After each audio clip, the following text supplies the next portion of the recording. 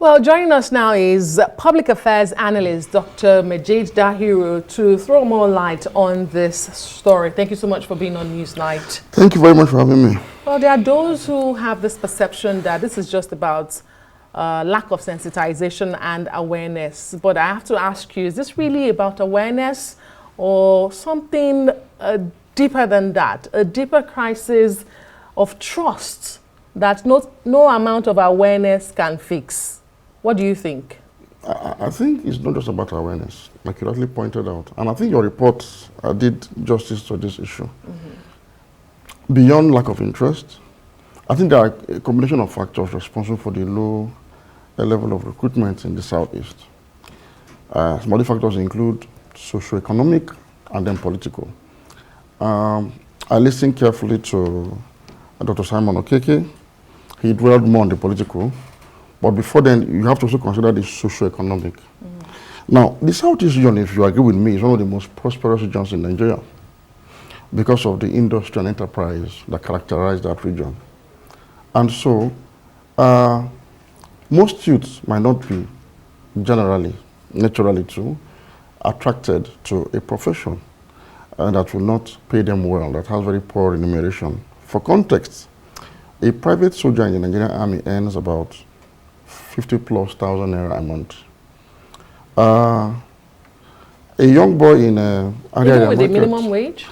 But I don't know whether they have adjusted for the minimum wage. But for the last time we checked, this was, the pay package for a private soldier in the Nigerian Army. A master warrant officer, that is the highest rank within the rank and file cadre, goes on with about 180,000 naira. And if you know how many years we put in to get to that level, now if you compare this to the U.S. Army, for instance, a private soldier in the U.S. Army earns about $21,000 per annum. That is higher than what our chief of defense staff earns per annum. So it is a poor animation issue. And so for a young man in the Southeast, he will earn that amount of money, the amount of money a soldier will earn in a month. A young boy that is doing petty trading in area market or in Onitsha main market will earn quadruple that amount in a month. So why should he or she abandon something that can take him home properly every month, take our family, now enlist into the army? And so this is the socio-economic aspect of it. And I can assure you too that many of the Nigerians that are already enlisted into the army are so frustrated that they may want to leave at any time from now because it simply cannot take care of the socio-economic needs.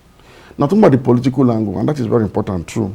So for the Southeast, it will be a double jeopardy if the kind of interest you see from other regions are expressed from the Southeast, because somehow, yes, since the end of the Civil War, there has been some, what people perceive, and sometimes it could be real too, as though to prevent the kind of strength that was displayed during the Civil War. Because if you know the structure of the army and the police before the 1966 coup and counter coup, the Southeast people dominated the officer cadre of the Nigerian Army. I mean, about 60% of the officer corps were drawn from the Southeast.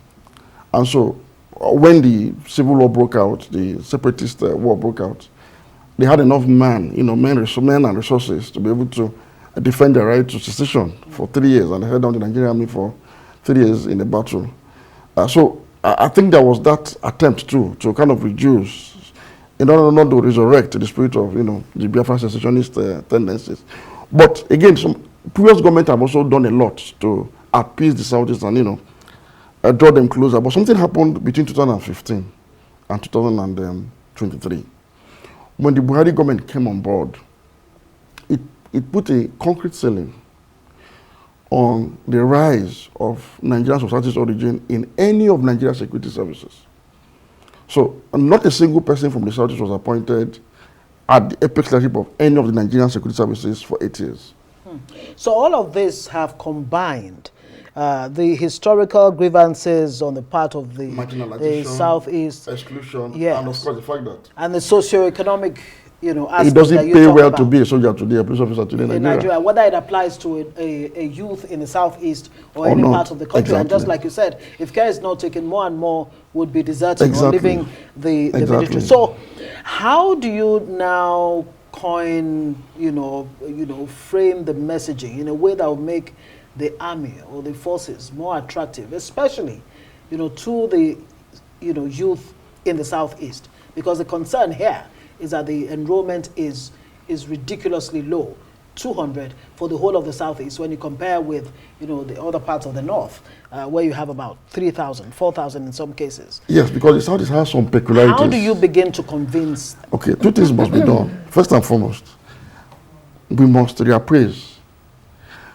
the remuneration packages for our officers and men of the armed forces. It's very important.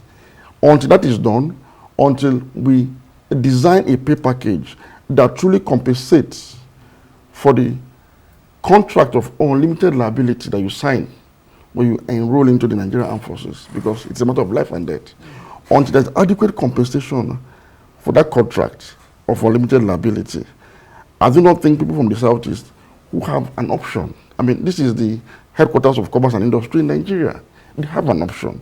The Igba Boy institution, entrepreneurial institution in the Southeast, has ensured generational regeneration of wealth in a manner that has made the Southeast the most prosperous region in Nigeria. So why would somebody leave something that actually pays off better than enrolling into the army?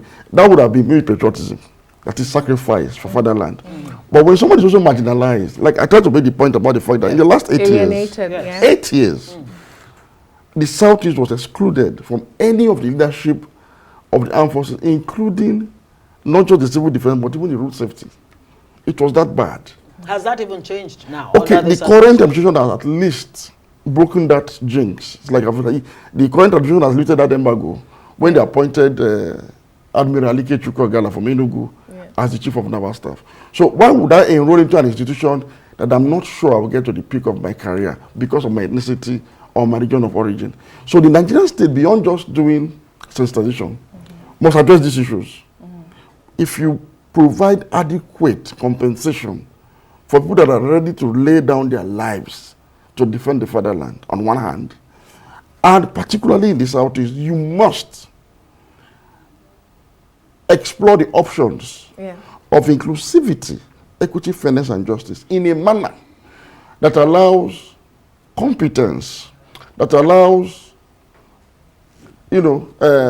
capacity, that allows meritocracy to be the yardstick for rising to the top. Fantastic. Until this is institutionalized, but I'm afraid we'll keep having these problems in the Southeast. Yeah, very quickly. What are the risks if this gap keeps widening? And on the flip side, there are those who have made the case to say that there can be no promotion if there's no recruitment in the first instance, because there will be nobody to promote if they do not come into the fold in the first instance. If you understand their argument, I mean, you say they've not been promoted, but there are those who say we will only promote those who have even enrolled. No, and we're having apathy of people who are not even going into the fold. What are about the Nigerian forces? Promotion is done regularly and routinely. And if you qualify for the next rank, you are promoted. But I'm talking about leadership, which is a political decision. The appointment of the chief of army staff. But they're appointed from within. What I'm saying is, when you have a region that appears to be marked and prevented from getting to that political decision that decides the leadership of the armed forces, it's because the appointment of army chief of staff is not a promotion, it's an appointment. No exams are written, it's at the discretion of the commander-in-chief. Right? We have seen a pattern where in 8 years, 8 solid years, a whole generation of armed forces personnel from the Southeast were excluded from the leadership.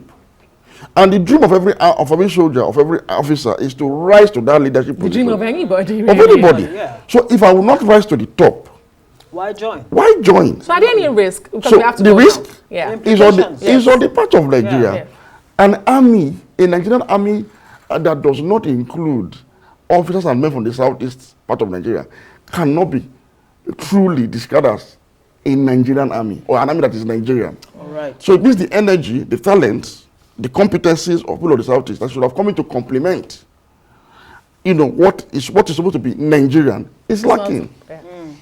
Well, I mean, the same might just apply to every aspect of our national life. I guess patriotism is the word, should be the word of the day. I have to say thank you very much, Dr. Majid Dahiru, Public Affairs Analyst, joining us on Newsnight tonight.